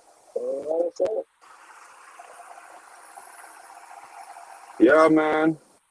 So, but hey, man, I think we had a good session, man. An hour and 45. It didn't feel that long, but I guess it did. I mean, plus it's probably already dark over there where you at. Oh yeah, it's been dark over here, man. I got my dome lights on, trying to keep some good lighting. I got you. Hey, man, it's Okay, all good, yeah. man. We work with what we got, man. I think the audience enjoyed it. You guys noticed the truck dealership lots been looking more full lately. I can't really tell, man, as far as the truck dealership lots, because Trucking I hardly ever dealerships pay been attention. looking, man. They've been looking full, full. I kid you no lie, bro. They're looking full. A lot of lease people, they giving them back, bro. They giving them back, and that's the worst feeling, bro. Especially if you Well, you hey, been making look, payments. it's like this dude told me. He said I was working at Warner, and he said that he would drive the truck, and then once he said he would drive it for a year, and then turn it back in and get a new one. He would drive it for a year, turn it back in and get a new one because he wasn't trying to pay off the lease. He was just going through the lease program. That's all he was doing. So every year he would turn the truck in, getting a newer truck because he was doing the owner operator program. Now I don't know why, but he just was. He That's probably like just that. wanted to have a Hey, that new truck with less problems and make the most amount of money. But in the long term, he wasn't owning nothing. You yeah. know, he just basically paying a note forever with that Hey, model. that's like that video with the guy. He's got a Pro Star and he's talking about all the stuff on his Pro Star, and he said he said that he leased the truck. Then after he finished the lease, he leased the truck again. I'm like, really, bro? Really? I wouldn't have told nobody that. I ain't never in my life heard nothing like you leased the truck, then you leased the truck again.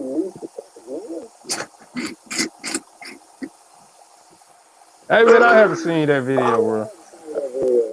I have to go find that video. But All man, right, I'll let man. you Be go on, safe. man. Huh? I was telling the guy, be safe, Yeah, man. You because you that's what guys he said in the take it comments. easy.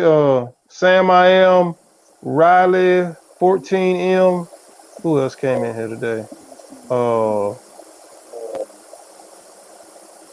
uh I can't pronounce what that is, but thanks. You asked the question, was there a lot of owner operators in the oil field? Thank you for your comment. Bad news 12431. Thank you for tuning in. Comrade Lawrence, man. Comrade Lawrence Page. What's up, bro? Stopped in to drop a like for you, bro. Appreciate that, man. I'm trying to make sure I give it all shouts out to anybody else that might have been in here. I think I did. Cause this is kind of the best time for live videos. It's kind of like evening time and sometime around lunch. Evening time, because evening everybody's got off work except the truck driver guys, because we either driving or doing what Ty is doing right now, and that's trucking with Ty. Y'all should see the link. Trucking with Ty. Y'all should see the link over here in the live comments. And thank you guys for tuning in, man. It's been great. Trucking Ty, man. What's the last words, bro? Hey, just be on the lookout for a lot more content, man. A lot of archive videos I got coming y'all way, man. Just giving y'all knowledge and industry that I have on the, on the industry, having on authority. Typical day in the life vlogs, fighting with brokers, fighting with shippers and receivers. You know what I'm saying? So just be on the lookout for that content, man. Remember, if you got dreams of getting your own authority, getting your own truck, like you said, it's a marathon. It's not a sprint. It don't happen overnight, especially because this stuff costs, man. And you want to do it the right way. You don't want to rush into a bad situation.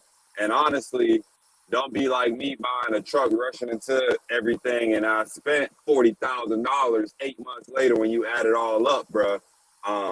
You don't want to be in that situation, even though I'm still winning.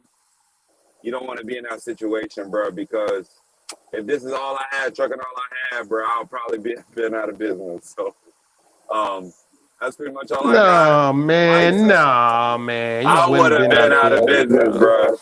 I would have been out of business, bro. 43,000, bro. I would have Nah, been out of no, business. no, no. You wouldn't have been out of business because you'd have still been on that road. You'd have been driving right now.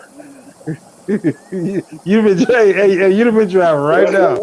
Hey, the all times you would have took them, bro. That all time you would have took it, you'd have still been out there, bro.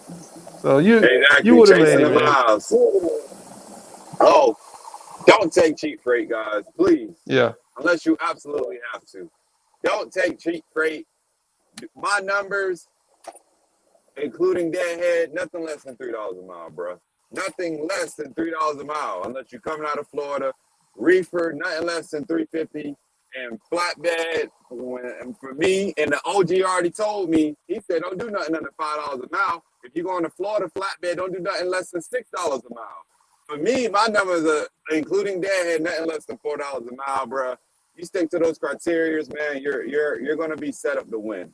No matter what breakdown happen, unless it's a rebuild, with those numbers, you're set. You're going to be set for success.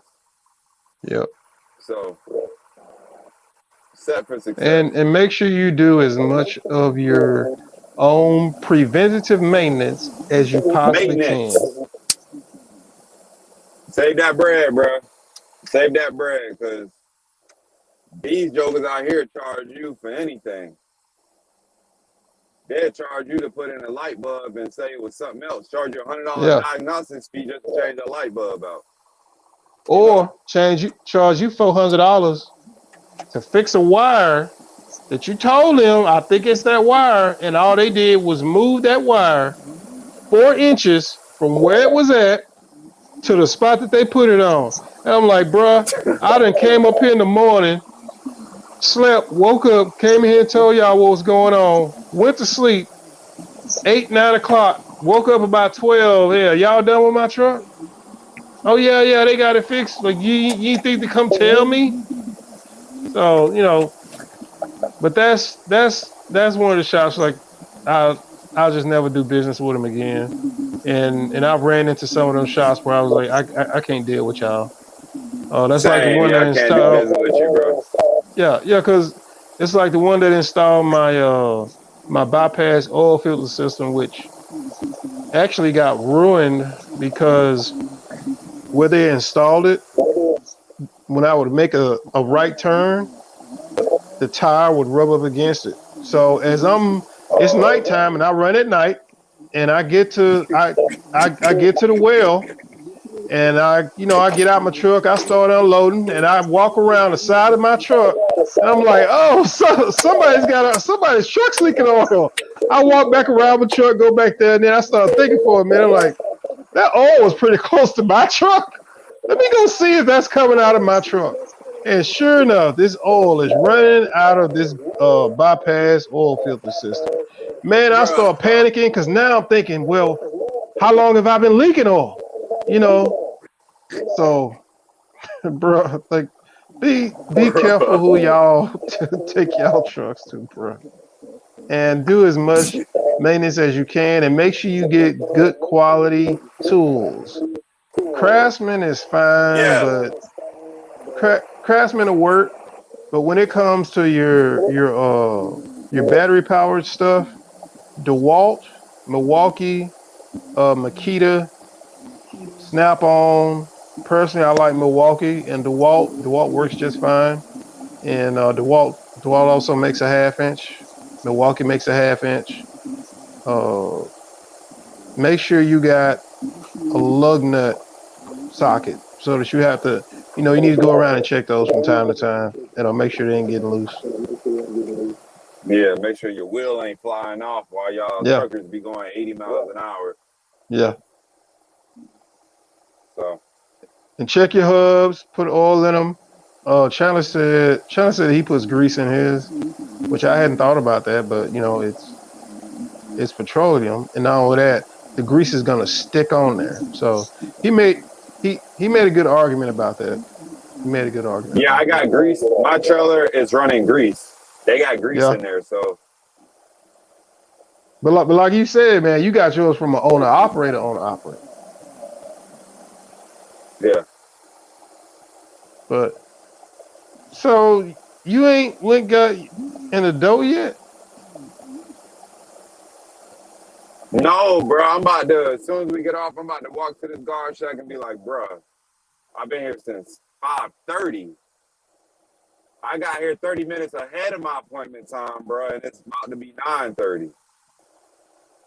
You see, this is that part of trucking that people don't be talking about, bro. Yeah, they don't, bro. Like, I need a meal, bro. Like, if I would have known this, bro, I would have got me some food before I came up in here. Yeah, but man, Tyler, man, it's good talking to you, bro. Stay safe out here, and man, keep growing and keep doing what you've been doing, man. You already been winning. Keep winning and keep taking it one day at a time, man. Hey, man, I appreciate that, man. So, until next time, guys. So yeah, I'll holler at you later. Y'all be safe out here. All right, man.